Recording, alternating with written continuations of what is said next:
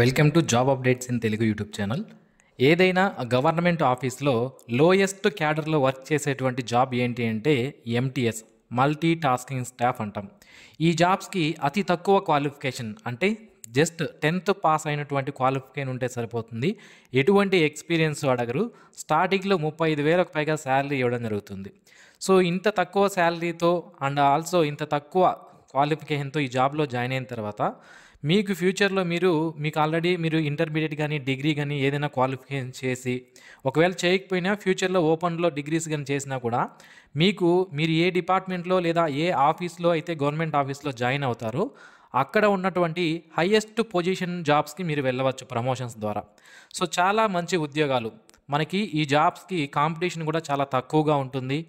And also మనం ఈ జాబ్కి ప్రిపేర్ అవ్వడం కూడా ఇతర కాంపిటేటివ్ ఎగ్జామ్స్తో పోల్చుకుంటే ఈజీగా ఉంటుంది.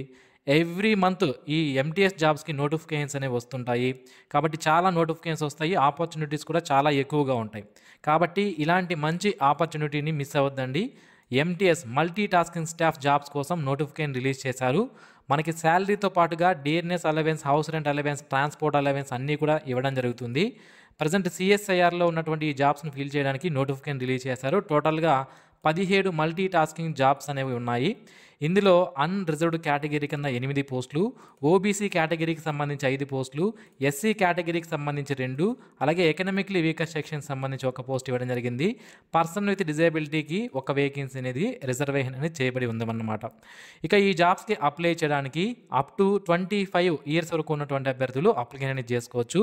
ఎస్సీ ఎస్టీ కేటగిరీకి సంబంధించిన వాళ్ళైతే 30 సంవత్సరాల వరకు ఉన్నవాళ్ళు, ఓబీసీ కేటగిరీకి సంబంధించిన వాళ్ళైతే 28 సంవత్సరాలు, అలాగే పర్సన్ విత్ డిజేబిలిటీ అయితే 35 సంవత్సరాల వరకు ఉన్నటువంటి అభ్యర్థులు అప్లికేషన్ చేసుకునే అవకాశం అయితే ఉంటుంది. ఈ జాబ్స్కి సంబంధించి బేసిక్ పే అనేది పే లెవెల్ 1 ద్వారా 18,000 రూపాయల బేసిక్ పే ఉంటుంది. అన్ని అలవెన్సెస్ కూడా కలుపుకుంటే స్టార్టింగ్లో మనకి 38,155 రూపాయల పర్ మంత్ శాలరీ వస్తుంది అప్రాక్సిమేట్గా మనకి ఇక్కడ క్లియర్గా మెన్షన్ చేయడం అనేది జరిగింది.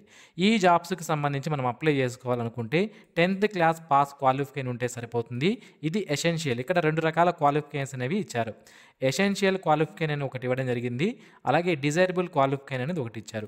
సో ఎసెన్షియల్ అనేది ఏదైతే ఉందో ఇది తప్పనిసరిగా ఉండాల్సినటువంటి క్వాలిఫికేషన్ అంటే 10th పాస్ క్వాలిఫికేషన్ అనేది తప్పనిసరిగా ఉండాలి. డిజైరబుల్ క్వాలిఫికేషన్ అనేది ఉన్నా లేకపోయినా కూడా మీరు అప్లికేషన్ అనేది చేసుకోవచ్చు అనమాట. ఒకవేళ ఉన్నా పర్లేదు, లేకపోయినా పర్లేదు, ఇంటర్మీడియట్ అనేది 10th మాత్రం ఉంటే కూడా మీరు అప్లికేషన్ అనేది చేసుకునే అవకాశం అయితే ఉంటుంది. ఈ జాబ్స్కి సంబంధించి సెలెక్షన్ విషయానికి వస్తే సింగిల్ ఎగ్జామినేషన్ ద్వారా సెలెక్షన్ అనేది చేస్తారు. ఎటువంటి ఎక్స్పీరియన్స్ అవసరం లేదు, ఎటువంటి స్కిల్ టెస్ట్లు ఉండవు, టైపింగ్ టెస్ట్లు ఏమీ ఉండవు.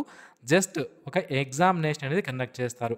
ఆ ఎగ్జామినేషన్ సంబంధించి మొత్తం మనకి అన్నీ కూడా ఆబ్జెక్టివ్ టైప్ మల్టిపుల్ చాయిస్ క్వశ్చన్సే ఉంటాయి. క్వశ్చన్ పేపర్ అనేది ఇంగ్లీష్ అండ్ హిందీలో మాత్రమే ఉంటుంది. మీకు హిందీలో కావాలంటే హిందీలో చూసుకోవచ్చు, లేదా ఇంగ్లీష్ కావాలంటే ఇంగ్లీష్లో క్వశ్చన్ పేపర్ అనేది చూసుకునే అవకాశం అయితే ఉంటుంది. మొత్తం 150 క్వశ్చన్లు ఉంటాయి. 2 hours 120 minutes టైం అనేది మనకి ఇవ్వడం జరుగుతుంది. సో సిలబస్ అనేది 10th క్లాస్ స్టాండర్డ్లో ఉంటుంది. ఇందులో జనరల్ ఇంటెలిజెన్స్ నుంచి 25 క్వశ్చన్లు 75 మార్కుల కంటే ఒక క్వశ్చన్కి 3 మార్కులు అన్నమాట. ఒక నెగిటివ్ మార్క్ అనేది ఉంటుంది. నెక్స్ట్ క్వాంటిటివ్ యాప్టిట్యూడ్ 25 క్వశ్చన్లు 75 మార్కులకి, అలాగే జనరల్ అవేర్నెస్ 50 క్వశ్చన్లు 150 మార్కులకి, ఇంగ్లీష్ లాంగ్వేజ్ 50 క్వశ్చన్లు 150 మార్కులకి. ఈ విధంగా టోటల్ 150 క్వశ్చన్స్ అనేవి ఉంటాయి. అలాగే నెగిటివ్ మార్క్స్ అనేవి 1 నెగిటివ్ మార్క్ అనేది అంటే 0.33 నెగిటివ్ మార్క్ అనేది ఉంటుందన్నమాట.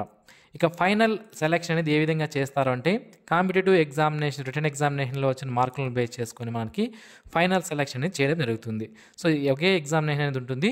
ప్రిలిమ్స్, మెయిన్స్ అలా ఏమన్నదో ఒకే ఎగ్జామినేషన్ అనేది కండక్ట్ చేస్తారు. ఇక ఈ జాబ్స్కి సంబంధించి అప్లికెంట్ ఫీజు విషయానికి వస్తే unreserved, OBC, economically weaker section కేటగిరీకి సంబంధించిన వాళ్ళు 500 రూపాయల ఫీజు అనేది పే చేయాలి. Women, SC, ST, person with disability, X-servicemen కేటగిరీకి సంబంధించిన వాళ్ళు ఎటువంటి ఫీజు పే చేయాల్సిన అవసరం లేదు. సో సెలెక్టెడ్ ఎవరైతే ఈ జాబ్స్కి సెలెక్ట్ అవుతారో, మల్టీ టాస్కింగ్ స్టాఫ్ జాబ్కి సెలెక్ట్ అవుతారో వీళ్ళకి 2 years పాటు డేట్ ఆఫ్ జాయినింగ్ నుంచి 2 years పాటు ప్రొబేషనరీ పీరియడ్ అనేది ఉంటుంది. దీన్నే ట్రైనింగ్ పీరియడ్ అని కూడా అంటాము. వన్స్ ఈ ప్రొబేషనరీ పీరియడ్ అయిపోయిన తర్వాత మనకి జాబ్ అనేది రెగ్యులరైజ్ చేయడం జరుగుతుంది. ఇక ఎగ్జామినేషన్ అనేది మనకి ఎప్పుడు కండక్ట్ చేసే అవకాశం ఉంది అని ఇవ్వడం జరిగింది.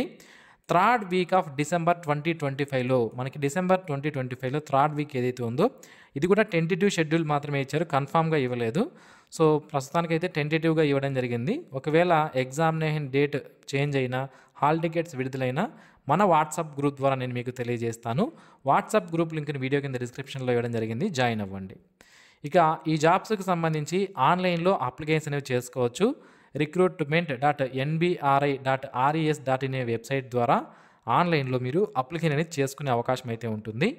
ఆన్లైన్లో అప్లై చేసే లింక్ని వీడియో కింద డిస్క్రిప్షన్లో ఇస్తాను. నోటిఫికేషన్ మనకి 27/10/2025న రిలీజ్ చేయడం జరిగింది. అప్లికేషన్ చేసుకోవడానికి లాస్ట్ డేట్ వచ్చి 25/11/2025 ఈవినింగ్ 6 PM లోపు అప్లికేషన్ చేసుకోవాలి. ఇప్పుడు ఈ నోటిఫికేషన్ సంబంధించి అన్ని వివరాలు చూసారన్నమాట. సో అన్ని వివరాలు చూసిన తర్వాత ఇప్పటికే మీకు క్వాలిఫికేషన్ ఉందా లేదా అనేది క్లియర్గా అర్థమవడం జరిగింది. సో ఎవరికైతే క్వాలిఫికేషన్ ఉంటుందో మీరు త్వరగా అప్లికేషన్ చేసుకోవడానికి ప్రయత్నించండి. ఎందుకు అంటే 25/11/2025 లాస్ట్ డేట్ ఉంది కాబట్టి చాలామంది ఇంకా చాలా ఎక్కువ టైం ఉంది, తర్వాత చేసుకుందాం లాస్ట్లో అనుకుంటారు.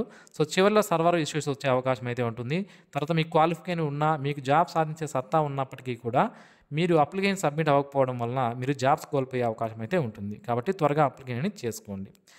ఓకే, ఇక hard copy of the application will not be accepted in office అంటున్నారు. ఓన్లీ ఆన్లైన్లోనే మనం అప్లికేషన్ చేసుకోవాలి. మన అప్లికేషన్ అనేది వాళ్ళకి పంపించాల్సిన అవసరం అనేది కూడా లేదన్నమాట. ఇది ఆన్లైన్లో అప్లై చేసుకునే లింక్, అఫీషియల్ వెబ్సైట్ లింక్ని నేను వీడియో కింద డిస్క్రిప్షన్లో నేను మీకు ప్రొవైడ్ చేస్తాను. సో ఈ నోటిఫికేషన్ అనేది మనకి నేషనల్ బొటానికల్ రీసెర్చ్ ఇన్స్టిట్యూట్ నుంచి రావడం జరిగింది. ICMR కింద ఇది వర్క్ చేయడం జరుగుతుంది. సో ఇందులో మనం జాబ్ అనేది చేయాల్సి ఉంటుందన్నమాట. సో ఇది ఫ్రెండ్స్ ఈ నోటిఫికేషన్ సంబంధించినటువంటి పూర్తి వివరాలు. మరిన్ని ఇలాంటి డైలీ జాబ్ అప్డేట్స్ మిస్ అవ్వకుండా పొందడానికి ఛానల్కు సబ్స్క్రైబ్ చేసుకోండి. ఈ వీడియో మీకు నచ్చినట్లయితే లైక్ చేయండి, మీ ఫ్రెండ్స్కి షేర్ చేయండి. Thanks for watching. Have a nice day friends.